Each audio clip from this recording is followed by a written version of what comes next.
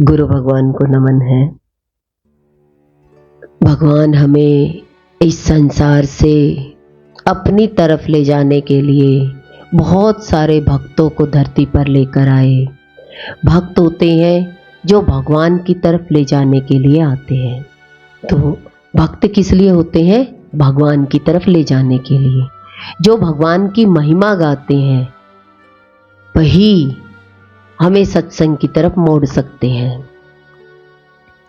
जैसे हनुमान जी सब भक्तों को, सब संसारियों को भगवान की तरफ लगाने के लिए आए। जैसे रामायण में देखा कि सुग्रीव के लिए भगवान से प्रार्थना करी कि भगवान, सुग्रीव तो अपने कामकाज में, अपने ऐश्वर्य में लग गया, वो अपने आप आने वाला नहीं है, उसे लाने के लिए आपको ही प्रयास करना होगा। आप चलो तभी वो उस ऐश्वर्य को छोड़ पाएंगे, निकल पाएंगे इस संसार से। तो हनुमान जी राम और लक्ष्मण जी को सुग्रीव के पास लेकर गए और सुग्रीव को क्या कहा? जो बाली को तीर मारा, क्या तुझे भी वही चाहिए? इस संसार में इतना लग गया कि तुझे इतना पता ही नहीं कि भगवान के काम भी करने हैं। क्योंकि भगवान ने राजपाट उसे किस लिए दिया था? सारा राज्य किस लिए दिलाया था? कि ये भगवान के काम में काम आए। भगवान ने सारा राज्य किस लिए दिया था? कि ये सेना सीता जी के लिए काम आए, लंका में जाने के लिए काम आए। भगवान के तो बहुत सारे काम होते हैं, पर सुग्रीव को जैसे ही राज्य मिल गया तो उसे भगवान की सुध-बुध भूल गई। भगवान कहने लगे हनुमान जी अपने आप आ जाएंगे। कहते हैं स्वार्थी संसार अपने आप नहीं आता। तो भगवान गए। भगवान किस लिए गए? उसको भगवान की तरफ लाने के लिए, अपनी तरफ लाने के लिए, कि इस संसार में, इन काम में मेरे को भूल गया है। और गुस्से में बोलते हैं, क्या तुम्हें भी वही तीर चाहिए जो बाली को मारा? अब सुग्रीव को ध्यान आया। अब लक्ष्मण जी हंसते हैं कि आज राम को क्रोध क्यों आ रहा है। किस लिए आ रहा था राम जी को क्रोध? कि वो भगवान के कार्य को भूल गया। हम जिस भगवान से जो मांगते हैं और भगवान हमें जो चीज देते हैं और उसमें हम फंस जाते हैं, तो भगवान खुद चल कर आते हैं, उसे याद दिलाते हैं कि देख भाई को किस लिए मारा था? पाप किया था। अब तुम क्या कर रहे हो? इस संसार में लग गए हो। अब तुम्हें भगवान के काम की तरफ चलना चाहिए। तो सुग्रीव को याद आता है। तो हनुमान जी हैं हरेक को याद दिलाने के लिए, हरेक को भगवान की याद दिलाने के लिए वो हरेक भक्त के पास जाते हैं। तो कहां कहां गए वो? देखिए हनुमान जी थे जो लक्ष्मण जी मूर्छित हुए, तो हनुमान जी काम करने में आगे बढ़े, संजीवनी बूटी लेकर आए। किसके लिए? राम जी का कौन था? लक्ष्मण जी कौन थे? राम जी के भाई। उनके लिए देखिए कितनी जल्दी वो दौड़कर गए और उन्हें जिंदा किया। लंका में हनुमान जी सबसे आगे दौड़े, भगवान के कार्य में काम आए।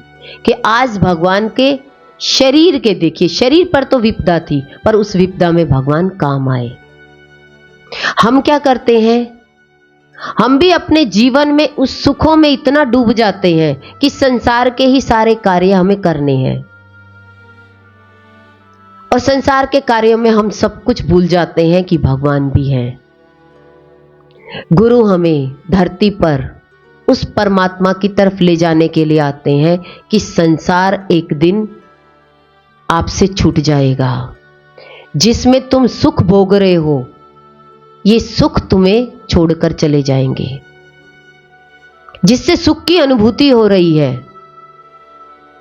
वो सुख तुझे छोड़ देगा। फिर सुख के बाद क्या आएगा? वो सुख जीवन से चला गया तो क्या आएगा? दुख सामने आ जाएगा। ऐसे ही ज्ञान से हमें समझाया जाता है कि ज्ञानी तो फिर भी विचारों को बदलता है, सोचता है कि ऐसे चलना चाहिए, पर भक्त को तो सोचना ही नहीं चाहिए।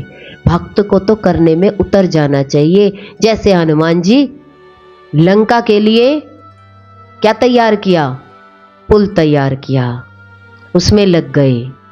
बड़े बड़े काम ढूंढे भगवान के। हमारे पास घर के छोटे काम हैं, उस छोटे से दुख से निकलना ही हमारे को पहाड़ जैसा लगता है।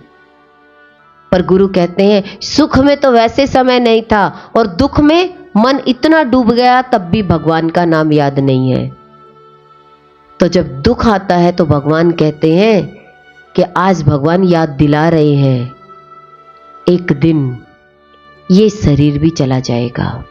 कहते हैं ये नौ ग्रह किसी को परेशान नहीं करते, और परेशान करते हैं तो कहते हैं कि एक भगवान का अनुग्रह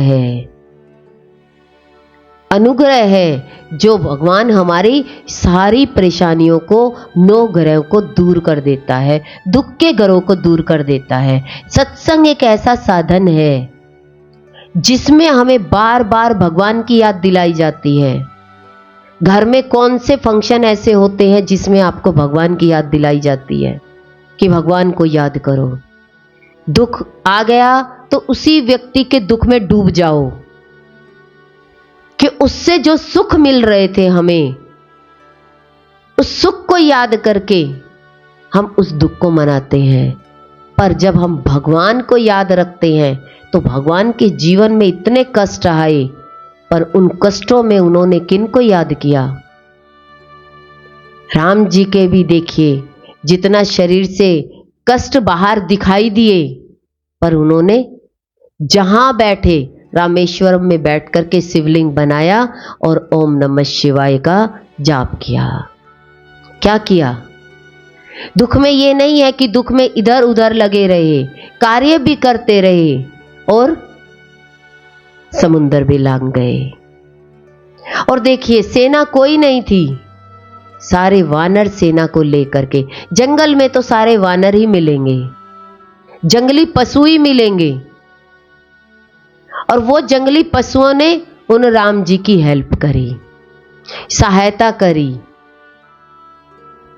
और हमारे पास सारे साधन हो करके भी हमारी कौन हेल्प करेगा? व्यक्ति एक ही बात कहता है कि हमारी किसी ने हेल्प नहीं करी, इंसान हो करके।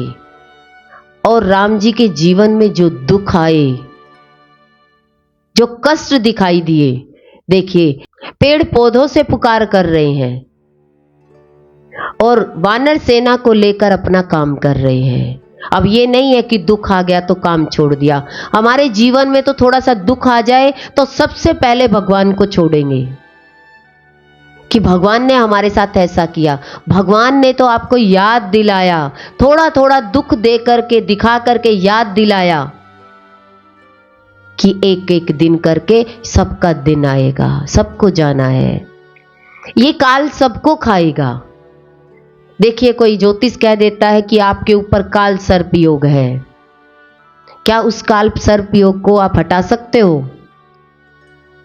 नहीं। फिर भी व्यक्ति उस अहंकार को, उस सांप को हटाने में लगा रहता है, पर अहंकार को समझना नहीं चाहता। अगर हम उस अहंकार को समझ जाए कि काल सर्प योग किसे कहते हैं, कि शरीर पर काल आएगा उससे पहले मैं इस अहंकार को समर्पण कर दूं, उस भगवान के प्रति समर्पण भाव रख लूं, उससे मिल जाऊं।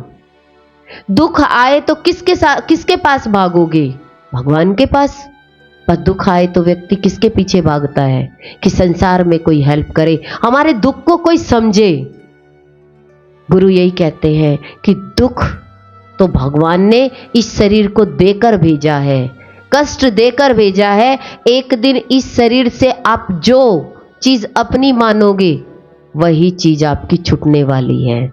चाहे छोटा सा खिलौना, एक माँ बाप अपने बच्चे को एक मिट्टी का खिलौना ला कर देते हैं और वो खेलते खेलते वो खिलौना टूट जाता है और बच्चा रो कर कहता है कि मम्मी मेरा खिलौना टूट गया है, आप मुझे वही खिलौना दोबारा ला कर दो, दोबारा ला कर दो।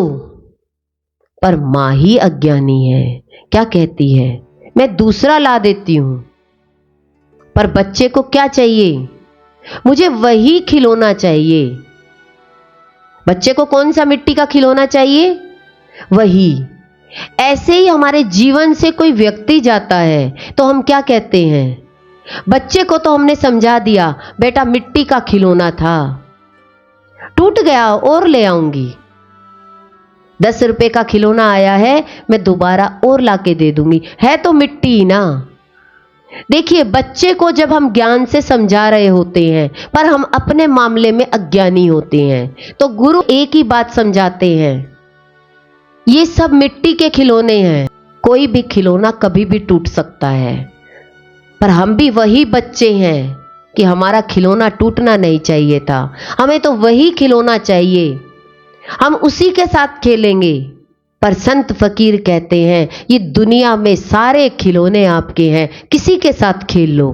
पर इतना दुख हमारे जीवन में आ जाता है कि जैसे बच्चा रोता है तो हम भी उसी के लिए ही, इतना दुख हमारे जीवन में आ जाता है कि हम समझ नहीं पाते हैं। तो हम बच्चे को कितनी जल्दी समझाना चाहते हैं और ला कर भी दे देते हैं। ऐसे ही गुरु हमें कहते हैं कि जीवन में सत्संगी परिवार एक ऐसा है जिसमें नए नए खिलौने आते हैं और उन्हीं के साथ खेलते रहो, उन्हीं के साथ अपना मन बहलाते रहो। पर हम सत्संग को छोड़ करके हम उस खिलौने के लिए ही दुख मनाते हैं, क्योंकि अज्ञानता हमारे शरीर के अंदर में होती है। पर ज्ञान गुरु हमें देते हैं कि बचपन से ही से समझ लो, इस ज्ञान को समझो कि ये सब मिट्टी के खिलौने हैं, ये तो यहां बने हैं धरती पर आकर के, पर भगवान तो चेतन स्वरूप है। हम अपनी उस चेतना को जाने, उस ज्ञान को समझे, ज्ञान की तरफ जाएंगे तो हमारी चेतना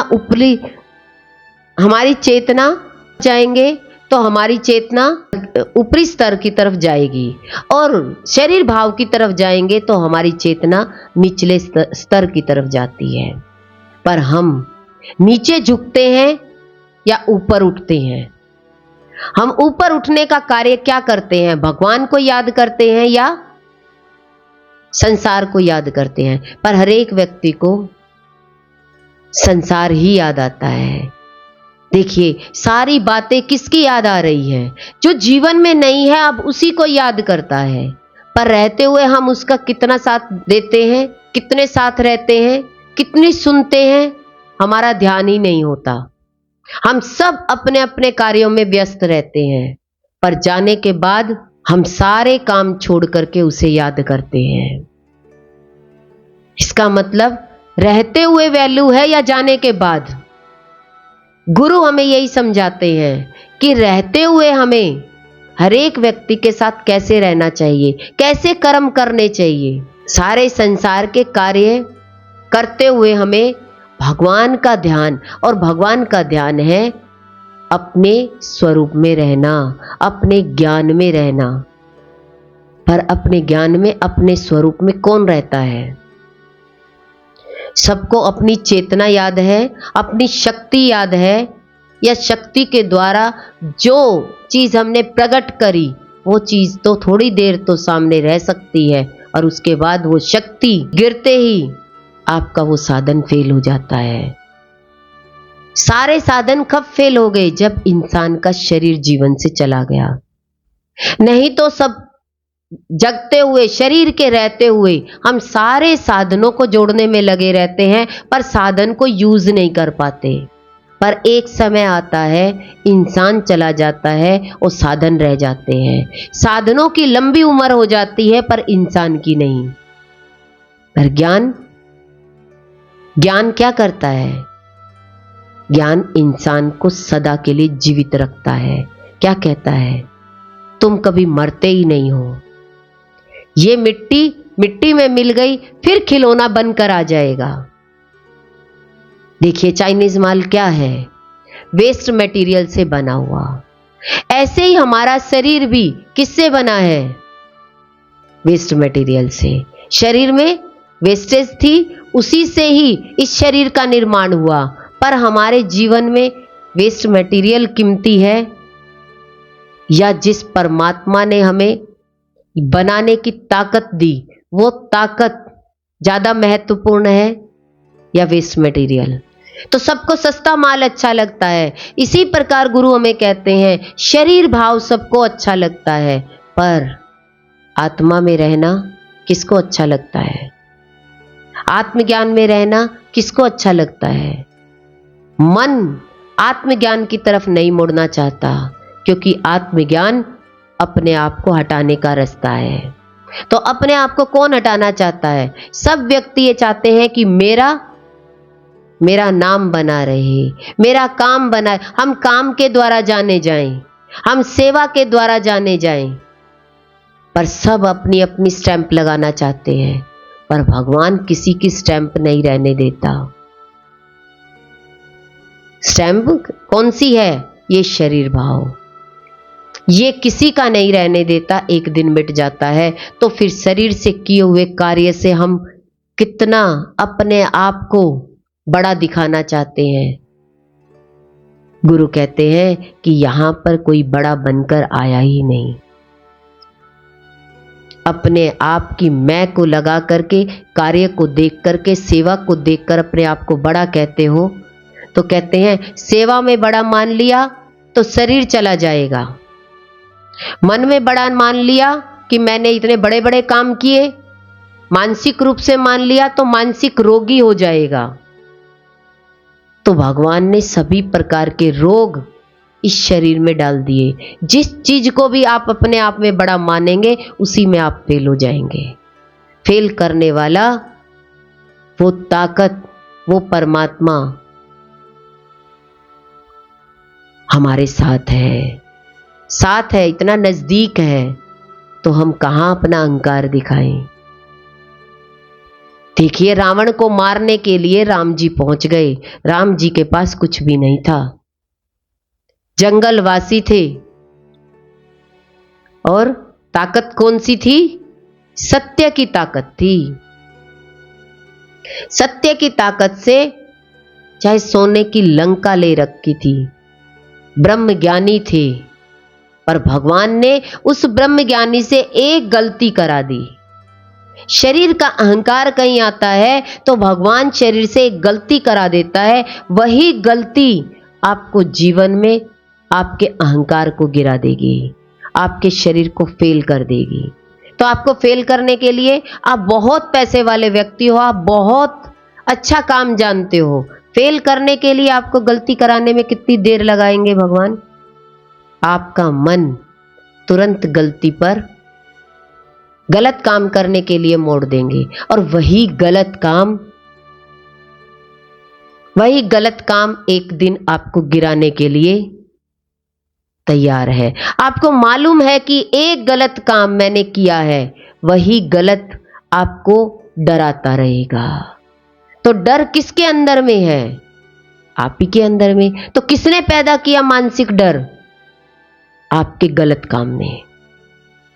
इसीलिए गुरु कहते हैं ईमानदारी की सूखी रोटी अच्छी है, और बेईमानी का चाहे सोने की लंका बना लो तो भी राख बन जाएगी।